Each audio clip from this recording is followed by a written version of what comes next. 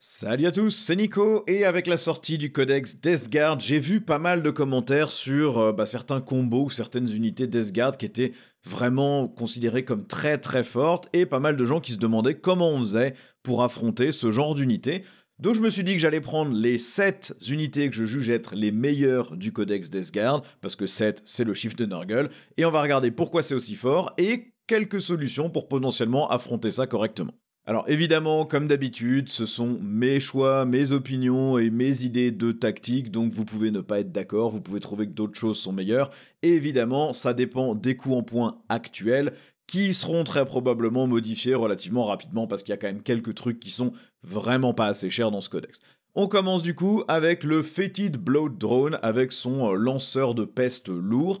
C'est un véhicule qui coûte seulement 100 points, pour un gros châssis, endurance 9, 10 PV, sauvegarde à 3, mais surtout invulnérable à 5, avec un mouvement de 10, ce qui pour la Death Guard est pas mal, 3 points de contrôle d'objectif, donc capable de reprendre des objectifs à un rhino, voire à une petite unité de 5 figurines, parce qu'il aura pas de mal à leur en tuer 2 ou 3.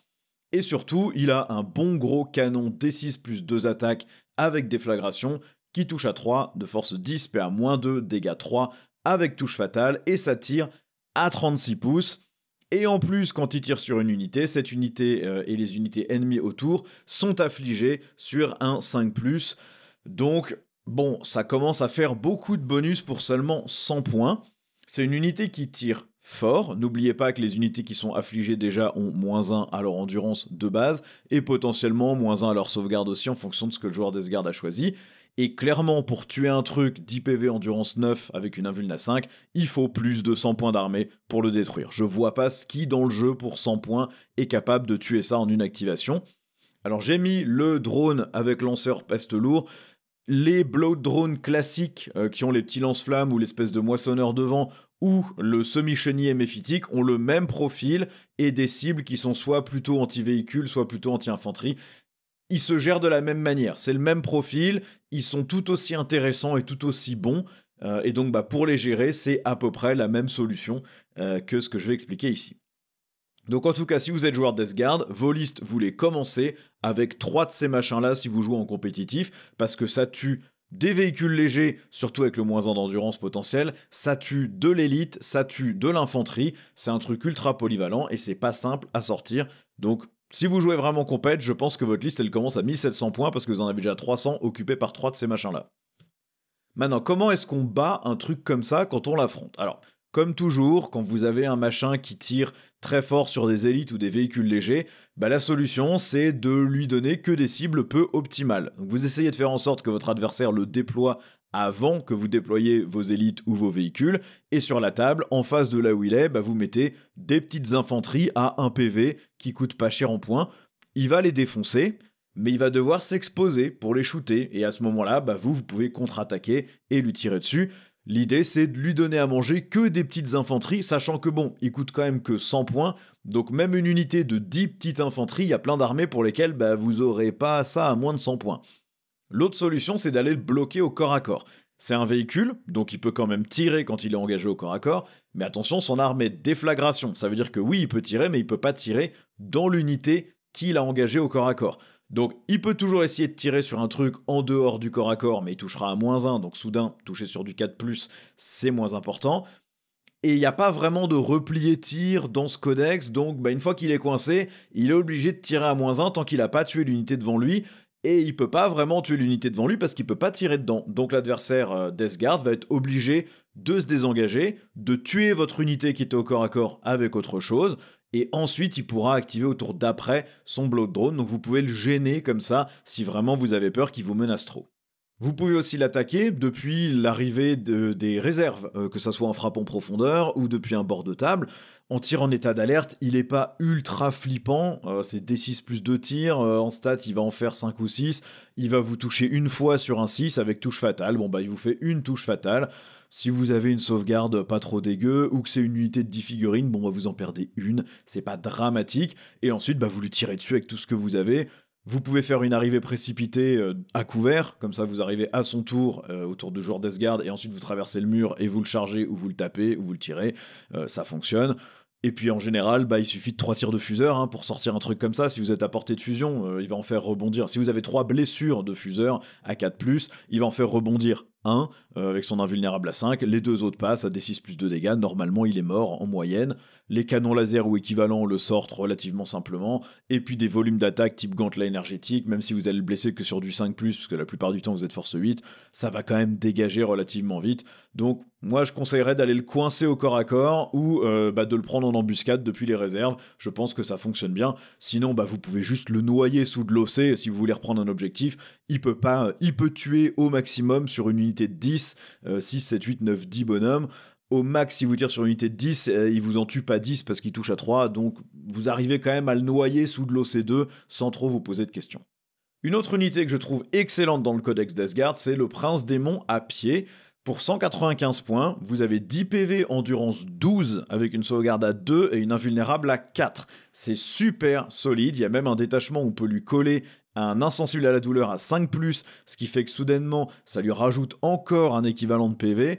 Au corps à corps, c'est quand même 7 attaques de force 8, PA-2, dégâts 3 avec touche fatale, et 14 attaques de force 6, PA-1, dégâts 1 avec touche fatale aussi. Donc il est aussi bon pour tuer de l'élite, des véhicules légers, que des cordons d'infanterie, donc il est pas facile à bloquer. Il est agent solitaire à 3 pouces des unités infanterie Death Guard, donc en plus, il est dur à tuer avant qu'il vienne nous impacter au corps à corps.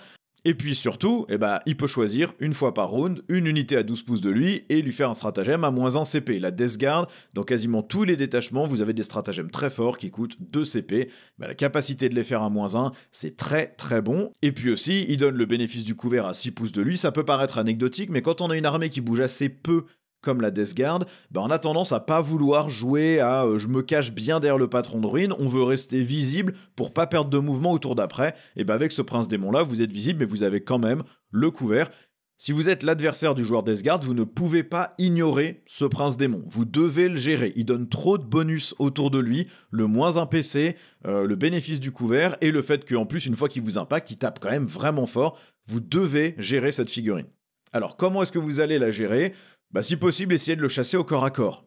Certes, c'est de l'endurance 12, mais au corps à corps, il y a quand même pas mal d'instances de lance dans plein de codex qui font que si vous tapez avec de la force 7 ou 8, vous allez le blesser sur du 4+ au lieu du 5.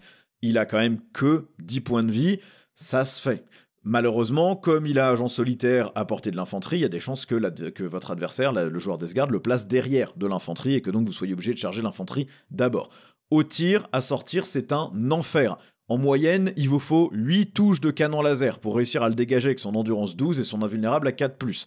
Pourquoi ? Parce que avec 8 tirs de canon laser qui le touchent, vous allez le blesser sur du 4+, donc il y en a déjà 4 qui ratent, et ensuite avec son invulnérable, il vous en dégage 2. Et ensuite vous êtes des 6+2 dégâts, donc il faut espérer head stat. S'il a l'insensible à 5+ dans le détachement qu'il peut lui donner, il va falloir encore plus que ça.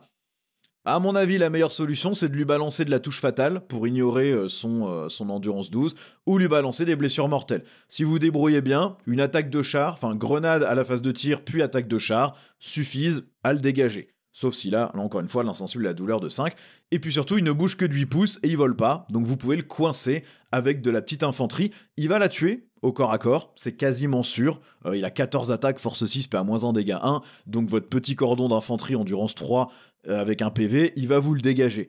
Vous pouvez essayer de le bloquer avec 10 intercesseurs, il lui faudra peut-être 2 tours pour les dégager, mais bon, vous sacrifiez quand même beaucoup de points. Voilà, c'est une unité qui traverse pas les murs, qui a pas de possibilité de traverser les murs, et qui peut pas tuer quelque chose comme 20 figurines par tour, donc vous pouvez le coincer au corps à corps si vraiment vous avez pas de quoi le gérer avec les blessures mortelles, avec les tirs. Je pense que la bonne manière de le tuer, c'est du corps à corps avec un truc qui aurait lance, ou un truc qui fait des blessures mortelles à la charge, ce genre de choses peut fonctionner assez bien. Ensuite, on a le pack Terminator du linceul plus Seigneur de la contagion. Alors, je pars du principe que vous ne jouez que 3 Terminators du linceul parce que ça suffit pour massacrer la grande majorité des choses que vous allez rencontrer. 3 Terminators du linceul plus le Seigneur de la contagion, ça coûte 250 points seulement. C'est seulement au C1, ça bouge à 5, par contre c'est endurance 7, 4 PV par figurine sans compter le perso, une sauvegarde à 2, une invulnérable à 4, et surtout, ils peuvent arriver en frappe en profondeur à 6 pouces d'une unité affligée, et la charger. Sachant que affliger une unité à distance, c'est pas très compliqué, les Marines de la peste le font, vous avez une chance de le faire avec le drone qu'on a vu plus tôt, vous avez des détachements qui vous permettent d'automatiquement affliger certaines unités sans même les voir ou quoi que ce soit, donc c'est pas du tout difficile d'arriver à 6 pouces, et bah, vous avez que 4 socles, alors c'est des gros socles de Terminator, mais c'est que 4 socles à placer, donc c'est pas si facile que ça à bloquer. Et au tour où ils arrivent, bah ils ont chacun des espèces de gantelets lance-flammes, donc ça fait quand même 3d6 attaques, force 3, PA 0, dégâts 1, mais c'est anti-infanterie 4+, donc même des custodes, ça les blesse sur du 4+, en stats ça fait donc 5 blessures sur de l'infanterie, 5 sauvegardes à faire, en fonction du pack d'infanterie, bah ça se sauvegarde pas du tout, et puis ça dégage 5 figurines. Et ensuite, ils ont 12 attaques, qui touchent à 2 de force 8, PA-2, dégâts 2 avec touche fatale, plus lance et touche soutenue grâce au Seigneur de la Contagion. Et le Seigneur de la Contagion, il rajoute 5 attaques qui touchent à 2 de force 9, PA-2, dégâts 3, avec aussi touche fatale, touche soutenue et lance. Statistiquement, au corps à corps, au tour où il charge, il tue un Landrider. Voilà, tout simplement, un Landrider à 240 points, ça dégage en un tour de corps à corps. Il massacre aussi n'importe quel pack de 10 Marines classiques, n'importe quel pack de Terminator, le personnage qui les accompagnerait, il n'y a pas de question, ça s'envole, ça tue à peu près tout et n'importe quoi.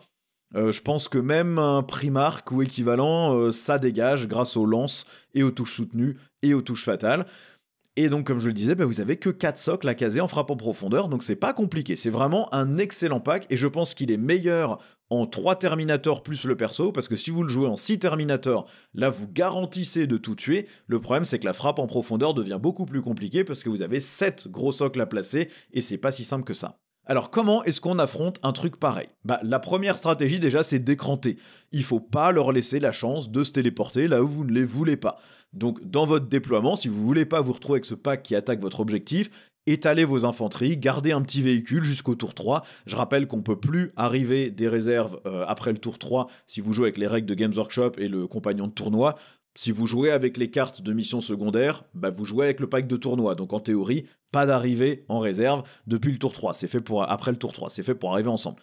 Donc après le tour 3, vous arrêtez d'écranter, mais avant le tour 3, il faut bloquer votre zone de déploiement. Si c'est en milieu de terrain que vous avez peur qu'ils arrivent, vous avez pas mal d'armées qui ont des personnages qui empêchent la frappe en profondeur à 12. Si vous jouez Imperium, vous avez en allié de l'Imperium le navigateur qui fait ça, et il y a pas mal d'autres armées qui ont une instance de ce truc-là, soit avec une amélioration dans un détachement, soit avec un perso. Ça peut être le bon choix pour empêcher l'adversaire d'arriver. Et si vous n'avez pas accès à ce type de règles-là, vous pouvez jouer sur le positionnement de vos unités pour que, quand ils arrivent de la frappe en profondeur, ils aient pas de capacité à charger les unités qu'ils ont envie de tuer. S'ils chargent un pack de 10 infanteries pourries à 100 points, bah vous vous en foutez. Si c'est ça qu'ils ont tué, c'est pas gênant. Derrière, ils sont exposés et vous les déboîtez. Attention par contre aux consolidations, si vous leur offrez un écran devant l'unité que vous voulez protéger, s'ils peuvent consolider à 3 pouces dans votre unité, ça craint. Donc attention à bien vous espacer aussi. Maintenant, au tir, ça se tue, hein. Ils sont que 3 plus le perso, ça fait que 12 PV à tuer avec une invulna 4, endurance 7. Si vous avez des plasmas surchauffés type Hellblaster, ça va voler relativement vite, hein. Vous allez les blesser sur du 3+, vous les mettez sur leur invulnérable, et chaque attaque fait 3 PV, ou 2 PV si vous surchauffez pas. Ça dégage. Attention à l'invulnérable à 4, hein, il y a des fois ça tank vachement plus que ce qu'on pense, mais ça s'envole. Hein. Des blessures mortelles, c'est pareil, bah, c'est 4 PV, mais sur un jet de grenade, vous en sortez un sans trop discuter. Sur une attaque de char, vous en sortez un sans trop discuter. Donc ça se tue, c'est costaud, mais ça se tue. Attention juste à pas leur donner de cibles pratiques. Quand ils sont en réserve, vous savez que ça peut arriver, vous savez qu'il n'y a que 4 socles à coller, c'est pas très compliqué à rentrer. Donc, vous pouvez les empêcher d'arriver chez vous assez facilement. Sur le milieu de table, attention à pas leur offrir des cibles trop gratos en exposant une grosse unité qui coûte cher parce qu'ils vont vous la défoncer. Ensuite, en excellente unité Death Guard, il y a les véroleux. Alors on dirait pas comme ça parce que c'est OC1, mouvement 5 pouces, endurance 4, ça fait littéralement 0 dégâts au corps à corps. Ça a pas de sauvegarde, ça a juste un insensible à 5. Le truc c'est que ça coûte 130 points les 20 et que ça a infiltrateur. Donc vous pouvez, dans n'importe quelle partie, en coller 60, ça vous coûte 390 points seulement, et vous pouvez coller 60 figurines en endurance 4 avec l'équivalent d'une invulnérable à 5 globalement, sur des objectifs du No Man's Land. Et en plus, du coup, bah, votre adversaire, lui, peut pas vraiment placer ses infiltrateurs parce qu'un gros pack de 20 véroleux, vous pouvez vous placer qu'à 9 pouces de ça, c'est très compliqué. Alors certes, ça meurt très vite, il n'y a pas de sauvegarde, il n'y a que l'insensible, c'est que endurance 4, Mais bah, en moyenne, avec l'insensible à 5, il faut quand même faire 30 blessures dégâts 1 en moyenne pour les sortir. Et 30 blessures dégâts 1, des unités qui sont capables de balancer ça en une phase sur de l'endurance 4, il n'y en a pas beaucoup. Sachant qu'en plus, potentiellement, si on est trop près, on est affligé et donc on a -1 pour être touché si on a choisi cette contagion-là. Et même si on arrive à avancer quelque chose au corps à corps ou au tir pour défoncer les 20 véroleux, eh ben on s'est quand même projeté en milieu de table, là où la Death Guard apprécie particulièrement d'être. Donc soit ça offre un tremplin à la Death Guard pour venir charger et arriver plus vite en milieu de table, soit bah, c'est une unité qui s'est mise à courte portée, là où la Death Guard excelle en termes de tir. Donc c'est une très bonne unité pour obliger l'adversaire à jouer, obliger l'adversaire à réagir, obliger l'adversaire à se rapprocher et à s'exposer. Et bah il faut quand même du volume pour tuer 20 véroleux. Même si vous en jouez pas 3 x 20, vous jouez qu'un seul pack de 20 véroleux infiltrés, et bah c'est déjà une sacrée épine à sortir pour seulement 130 points.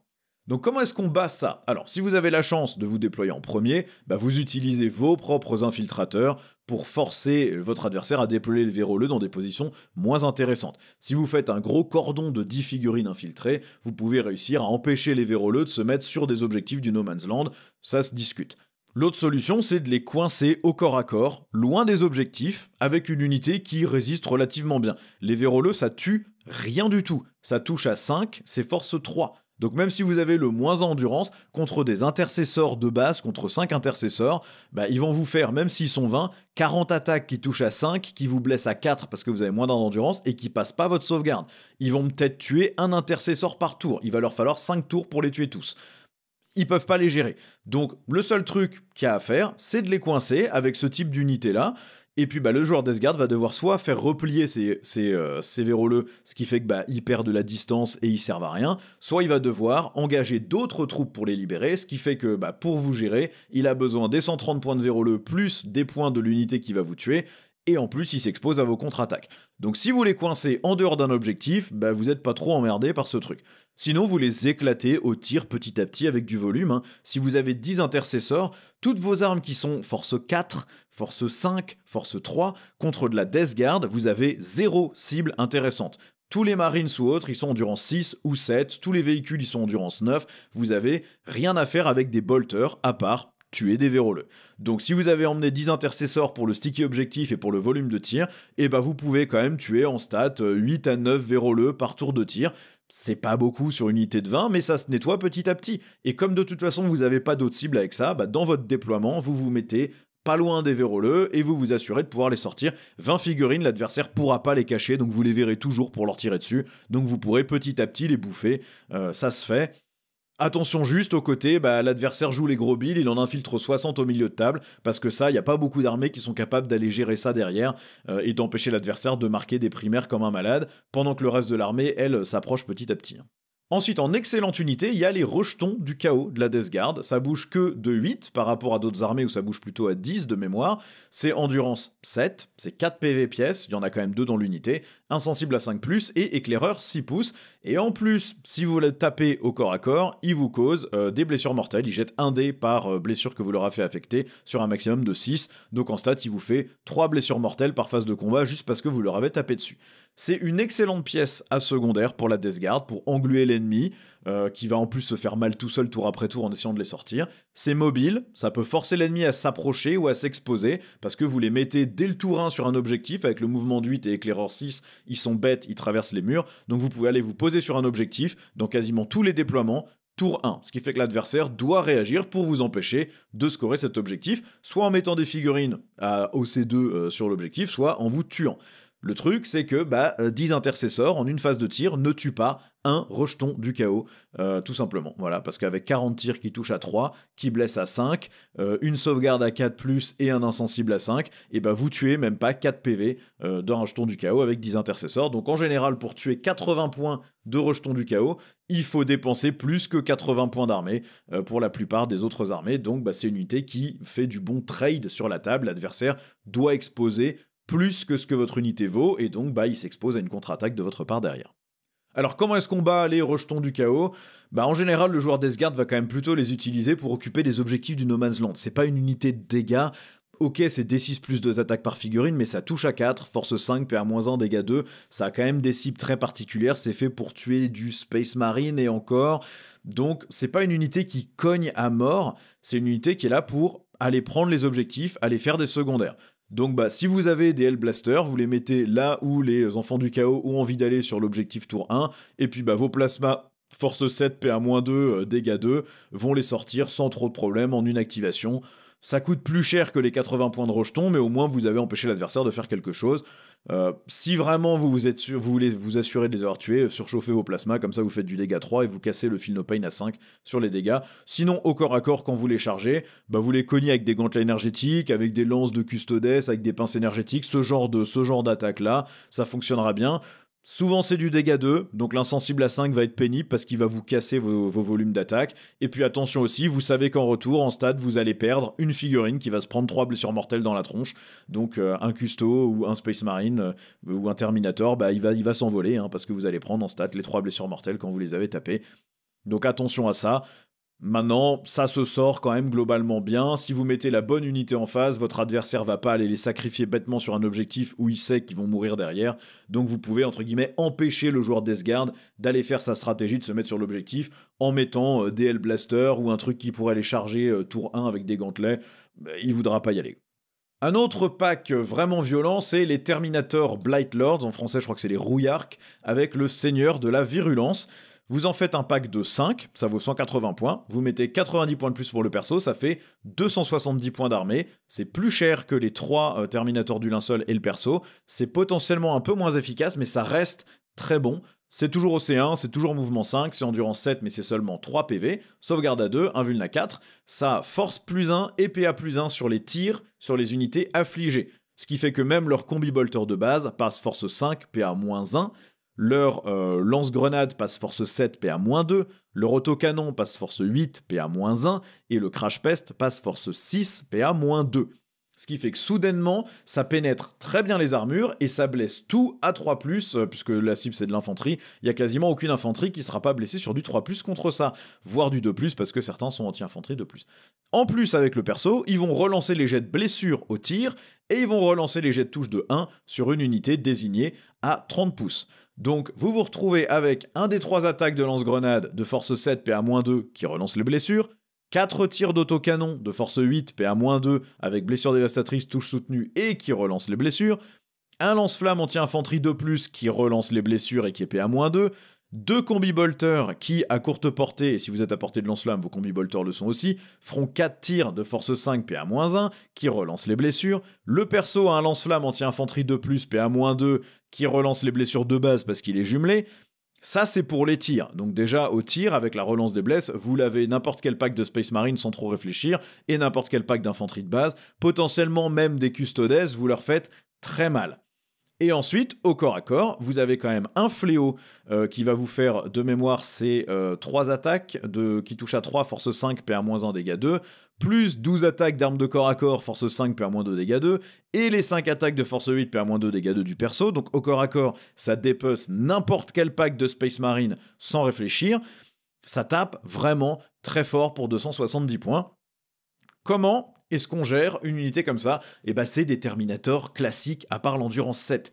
Et en général, les armes qui sont anti-Terminator, ils sont force 8 ou plus, ils sont PA-2, donc de toute façon, et ils sont dégâts 3 souvent, donc en général, les armes qui tuaient les Terminators de base tueront ces Terminators tout aussi facilement que les autres. Ils les blessaient déjà sur des 3+, quand ils étaient endurance 5, sur des Terminators génériques, et bah là, ils blesseront toujours sur du 3+, ces Terminators-là.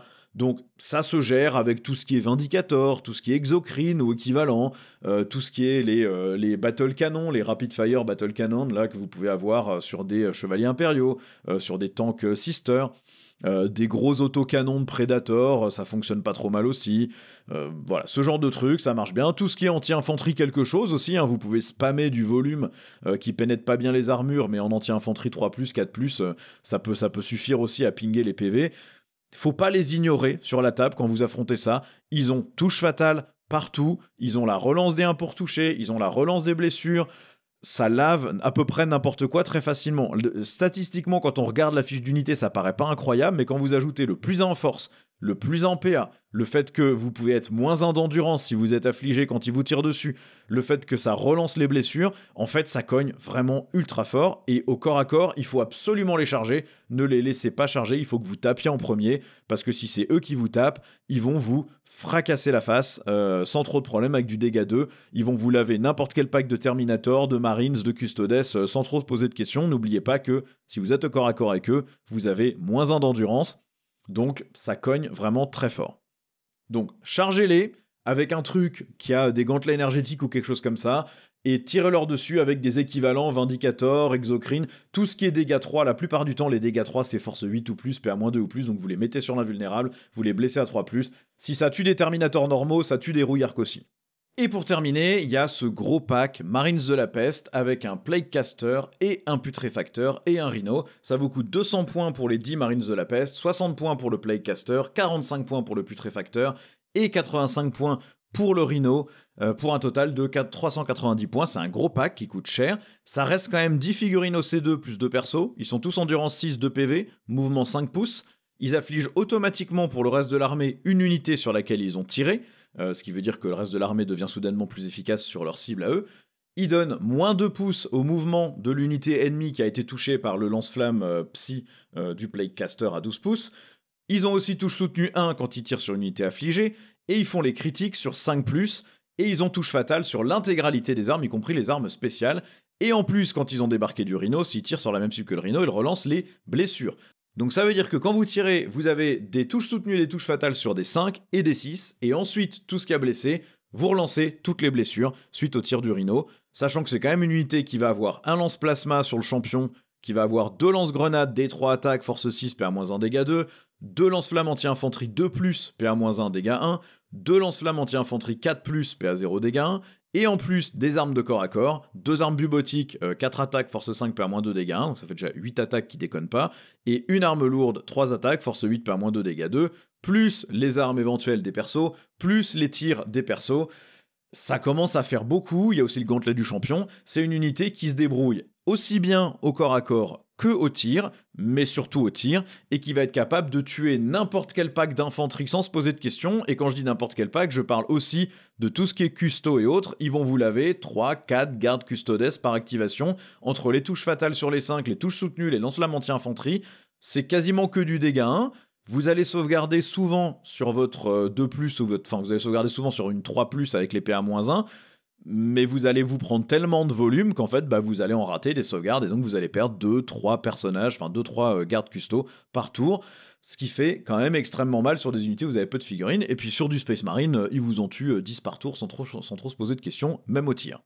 Alors comment est-ce qu'on affronte ça quand on n'est pas joueur Death Guard? Vous allez avoir du mal à empêcher cette unité de vous tirer dessus.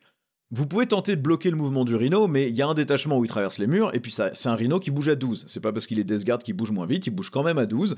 Donc, il bouge bien, et l'unité, même si vous avez bloqué le Rhino, elle peut descendre et démolir votre cordon sans trop se poser de questions, ou elle peut juste descendre à un endroit où elle a une ligne de vue sur autre chose que le cordon que vous avez mis pour bloquer le Rhino. Donc vous allez avoir du mal à l'empêcher de tirer.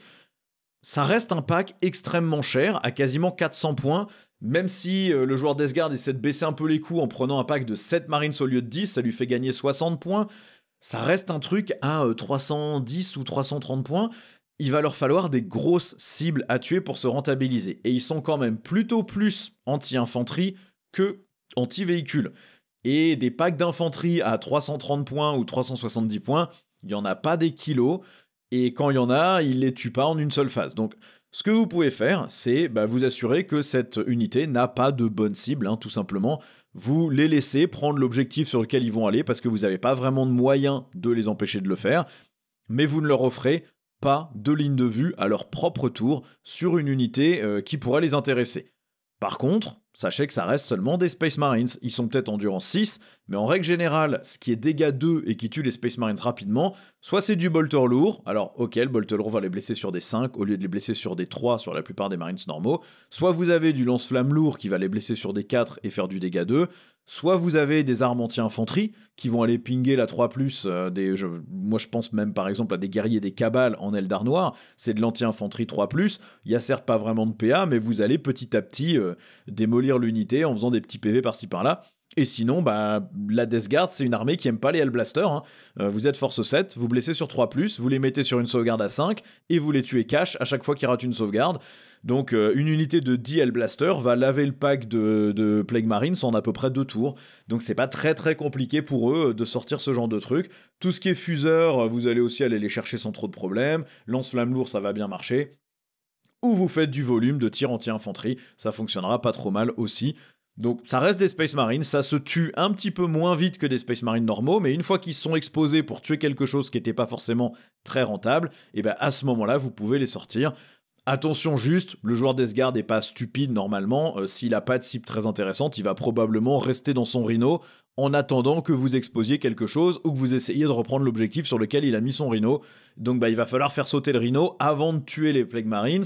Donc assurez-vous d'avoir des lignes de vue sur le Rhino et des lignes de vue partout où les Plague Marines pourraient descendre pour vraiment concentrer vos attaques et sortir tout le pack autant que possible. Ça reste un truc compliqué à tuer, mais globalement, si vous jouez bien, vous pouvez obliger le joueur Death Guard à mal les utiliser pendant plusieurs tours, donc ça se gère. Bon voilà un peu pour les 7 unités que je juge les meilleures. Alors après ça veut pas dire que les autres sont pas bonnes, hein. Mortarion c'est très bon, les semi-chenillés et le drone de la peste de base c'est très bon, même le mortier Crash Pest il est franchement pas ridicule non plus. Il y a de très bonnes unités dans ce codex. En général la manière dont ça se gère c'est que vous allez leur offrir des cibles non optimales. Quasiment toutes les unités Death Guard sont chères, à part les petits drones et les choses comme ça. Elles sont capables de faire très mal, mais si vous leur offrez des petites unités pas trop chères, eh ben ils gâchent leur volume de tir et ensuite ils sont exposés à votre tour. Et en vrai, le bonus d'endurance de 2, il est important, mais par rapport au palier qu'on utilise habituellement pour tuer ce type d'unité, il est pas si important que ça. Quand vous tuez des Terminators endurance 5, 3 PV, en général vous utilisez des armes dégâts 3, et en général les armes dégâts 3, c'est déjà force 7, force 8, force 9, force 10, et donc bah, vous blessez de toute façon toujours sur du 3+, les Terminators Death Guard, même avec ce type d'arme. Idem pour les Space Marines, quand vous voulez vraiment de l'Anti-Marines dégâts 2, à part le bolter lourd, la plupart des trucs étaient déjà force 7, donc vous continuez à blesser sur du 3+, c'est pas un vrai gros problème, cette endurance élevée. Et puis n'oubliez pas, c'est une armée qui, si elle a pas de véhicule, elle avance moins vite que les autres. Donc si vous la bloquez en lui donnant plein de petites unités pas chères, et ben elle avance pas, elle arrive pas sur la table, et vous pendant ce temps-là, vous marquez vos primaires, et cette armée perd au point, tout simplement. C'est pas une armée très mobile, c'est pas une armée qui va aller marquer beaucoup de secondaires, donc il faut que la joueur Death Guard utilise ses unités en frappe chirurgicale là où ça fait mal, et en fonction de l'armée que vous jouez, vous avez moyen de l'empêcher de jouer comme ça. Donc travailler le match-up, c'est pas un match-up facile pour certaines armées, hein. Les armées qui sont au corps à corps et qui ont pas beaucoup de figurines, et bah soudainement passer en -1 pour toucher et en -1 d'endurance, ou en -1 d'endurance, -1 sauvegarde, ça vous fait très mal. Mais il y a plein de match-ups sur lesquels la Death Guard se gère très bien. Et puis, n'oubliez pas, ce sont les coups en point de lancement qui seront probablement révisés sur les trucs qui tapent trop fort. Et si vous êtes joueur Death Guard, et ben les contres que j'ai donnés, à vous de les utiliser pour vous prémunir justement de ce type de contre et essayer de faire, de jouer autour de ce que l'adversaire peut faire pour vous bloquer. C'est un bon exercice de réflexion. En tout cas, merci d'avoir regardé la vidéo. Dites-moi ce que vous en pensez en commentaire. Est-ce qu'il y a d'autres packs, d'autres combos que vous trouvez très forts? Comment vous faites, vous, pour gérer ce type de match-up? Dites-moi tout ça en commentaire. Et puis, comme d'hab, vous savez où sont les boutons YouTube. Et je vous dis à la prochaine pour une nouvelle vidéo. Ciao!